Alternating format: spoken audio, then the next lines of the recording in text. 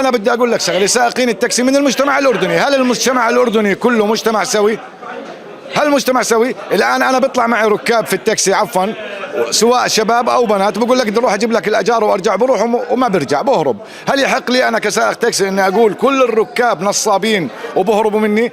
الان احنا بالمجتمع الاردني في السيء وفي الصالح وفي الطالح وفي الزين وفي الشين، وهذا معروف. واحنا سائقين التاكسي من وين؟ اردنيين، من ابناء البلد، صح ولا لا؟ مش احنا من ابناء البلد؟ لكن الفرق بيننا وبين التطبيقات انه الخاصه المرخصه انه في ضبط قاعد بضبطها، في لها ضابط. هاي الشركات الاجنبيه اللي اجت اشتغلت من عبر البحار، اشتغلت في الاردن وقاعده بتطلع ملايين خلال السنه خارج البلاد، هذا ادى الى فقر البلد كمان، وضرب الاسواق الاردنيه، وضرب كل شيء، وضرب كل شيء في البلد. هاي العموله ترى الناس مستهينه فيها، لا حد يستهين فيها. ملايين قاعده بتطلع من الاردن، مليار تقريبا وشوي سنويا بيطلع من الاردن بفضل هاي العموله اللي قاعده تطلع.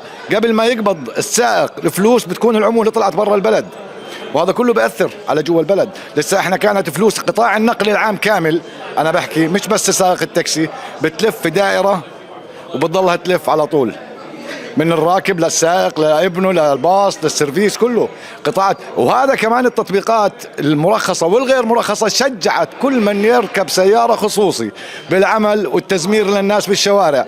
المجمعات الآن، المجمعات اللي كان ممنوع تدخلها سيارة خصوصي، أقسم بالله احتلال رسمي من قبل، بديش أقول عصابات، لكن مجموعات سيارات خاصة على كل خط، على كل خط بتلاقي 10 12 سيارة بيشتغلوا شغل موازي. حتى على الباصات أثروا وضربوا الباصات.